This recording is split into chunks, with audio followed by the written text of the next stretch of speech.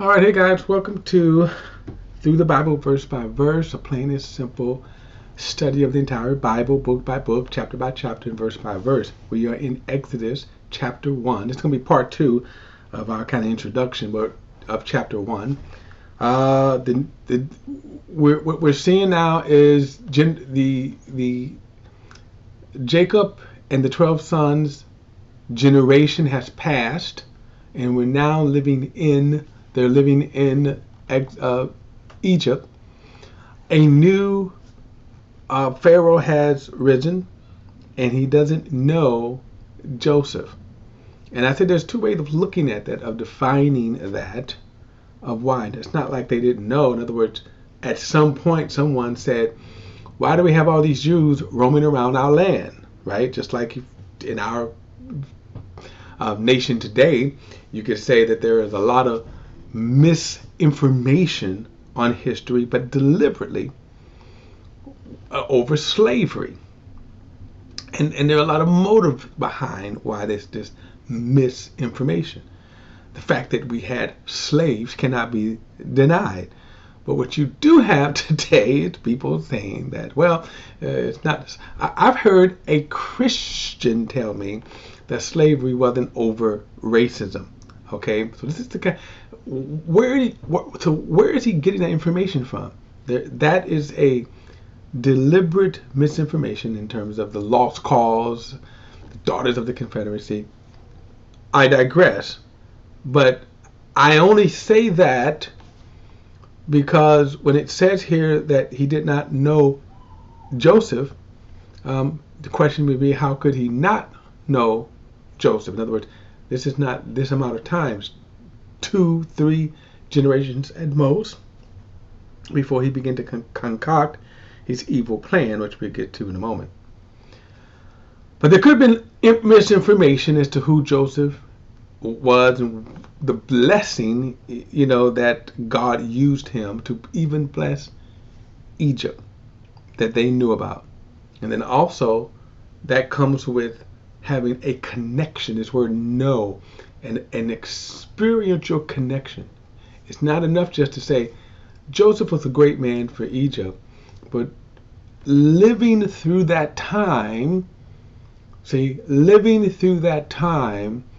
when they had 7 years of plenty harvest and then 7 years of severe drought, that was a experiential knowledge that they appreciated God blessing them through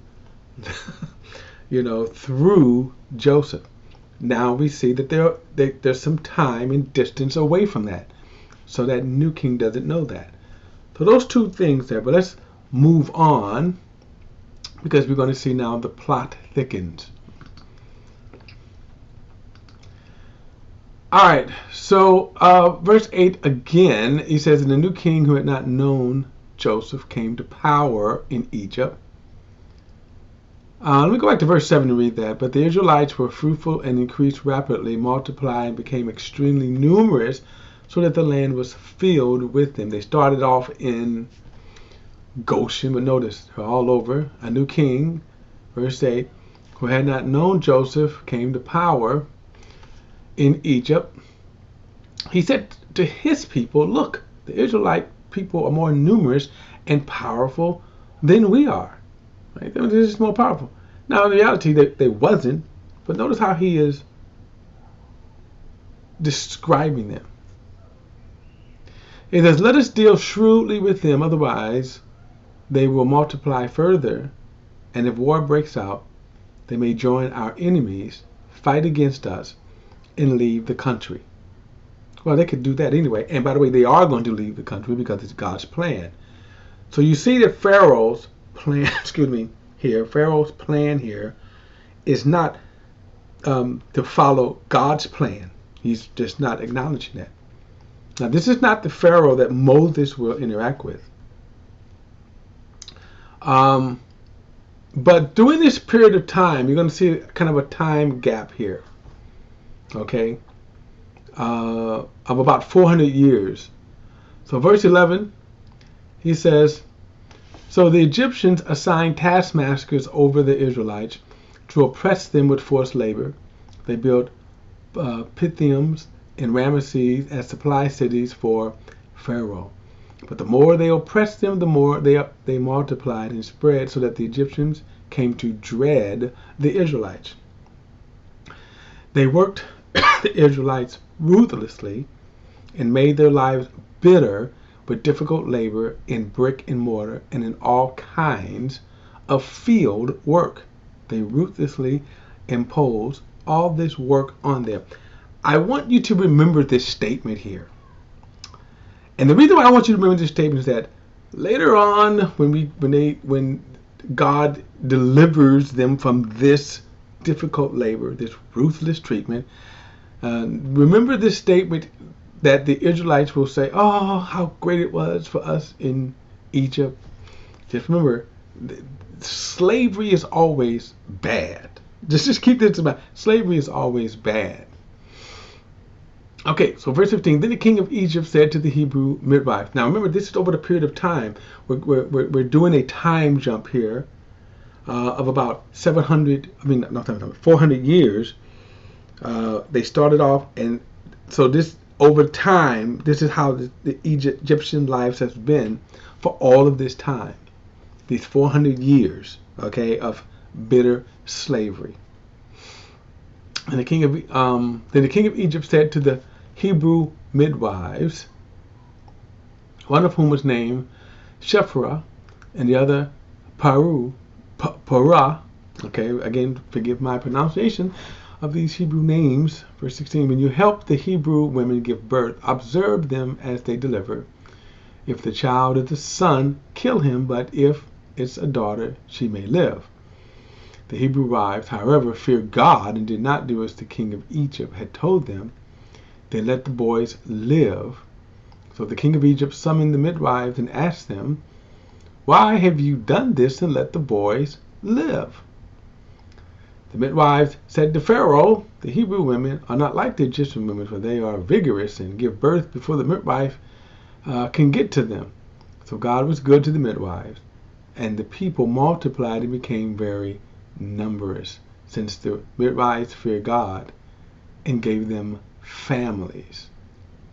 Now, kind of interesting, because remember, their lives during this period of time is bitter. Slavery is bitter, which, sidebar, is one of the reasons why certain people would love to erase America's history of slavery. Because again, you cannot put a good spin on it. It was brutal, it was horrible, and evil. But I digress. So Pharaoh now thought to say, hey, just kill off. So, and by the way, what we're seeing too is one of the first Holocausts, right? Just kill them. What is kind of interesting is that he sort of thinks that, well, they're just going to go along with it. That people are just going to say, okay, well, hey, new things right here. It's almost like, when your employer says, hey, you know what, we're going to have a new procedure. Instead of coming in this door, come in that door. Instead of punching out with this, punching out here. No, just kill all the sons. The reason why the midwives were not discovered or killed is because God was with them. But they feared God and says, no, we're not going to kill. In other words, so good people can stand up in good times. I think it should be noted, however, that even if they were to be killed, that they still we're not going to do that. And some people have to face that.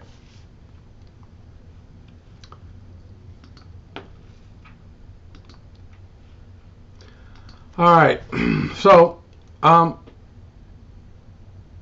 verse 22, Pharaoh then commanded all his people, you must throw every son born to the Hebrews into the Niles, but let every daughter live. So now, notice he just said, just throw them. Just throw them into the river right now and let everyone live. Very interesting. Right? It's like, we're not going to even mess around with this. just throw them into the river right here. All right. All right. I want to go on to chapter 2, but so now we see the order just start killing off. And they started doing this. In other words, they actually started, but it was the Egyptians who would seize the male children and started throwing them. One of the other Holocausts, and I'm going to skip ahead, would be when Jesus was born. You remember that Herod ordered the killing of all of the male children born in around Bethlehem. People are evil. That's all you can say about this. People are evil. All right, chapter 2.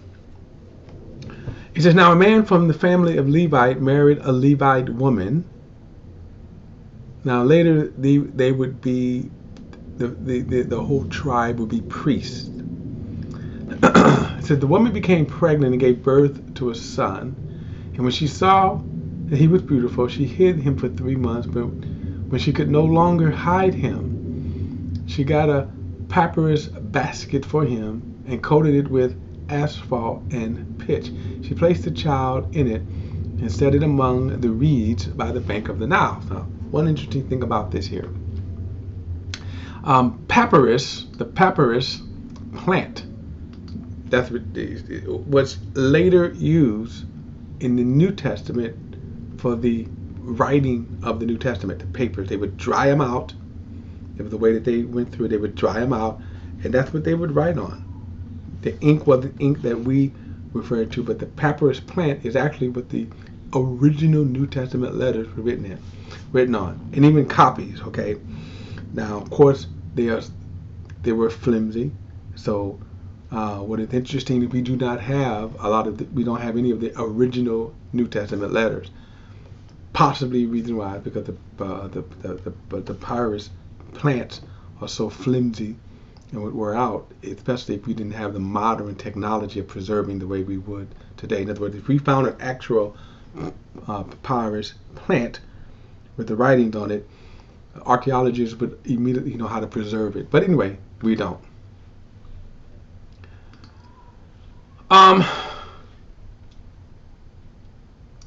So this was a heart-wrenching thing, however.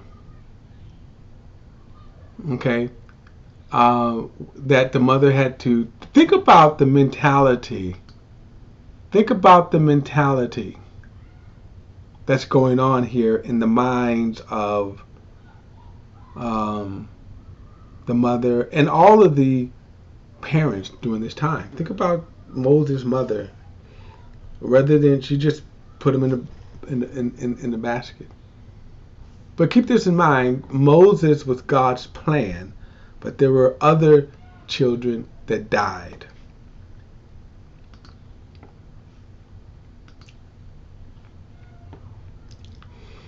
Verse 4, then his sister stood at a distance in order to see what would happen to him. And this would be Miriam, and we're going to get to know Miriam later. Actually, I'm going to take that, I don't know.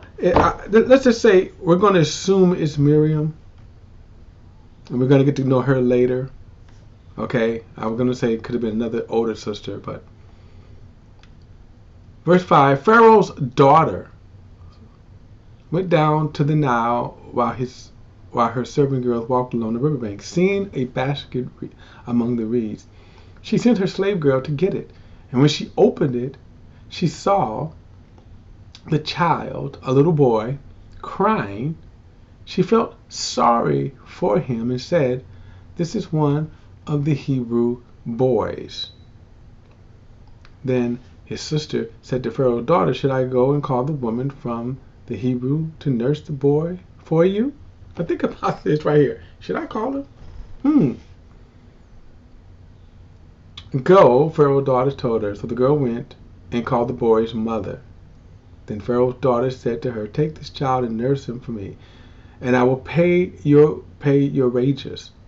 So the woman took the boy and nursed him.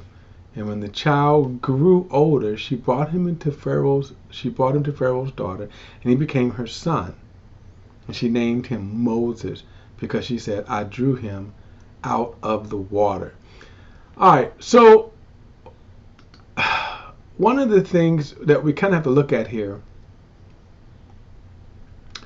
is Moses was God's plan. Moses was God's plan. And so I think that carries a lot of weight there, that Moses was God's plan. And God had a very specific plan for Moses. But it is interesting to note that he was marked for death, but Pharaoh's daughter takes him in, right? So Moses becomes grandson. Now, let me just say this. It is certainly not like the movie, the Old Testament, the Ten Commandments movie with Charlton Heston. Okay, favorite movie of mine, but it is a Hollywood production, and I mean all Hollywood productions butcher the scripture. So in the Ten Commandments movie, they have Moses not knowing who he was and where he came from, and that he could have been the next Pharaoh of Egypt. Nothing like that ever. That was nothing like that. It was a pure Hollywood movie, whatever. But he did grew up in royalty, and we'll get to that, later on when God visited him. But he grew up in royalty, but he always knew he was a Hebrew. They all knew he was a Hebrew. They all knew. No one ever said, great city. That's in the movie, The Ten Commandments. He wasn't surprised. We're going to get to why he fled. Okay. But they all knew, right? Pharaoh and them all knew he was Hebrew. And by the way, he was probably despised. But hey, the privilege of the daughter raising him, they overlooked. That's all. But what is also interesting is that notice that her mother got paid to take care of her own child. But also the heartache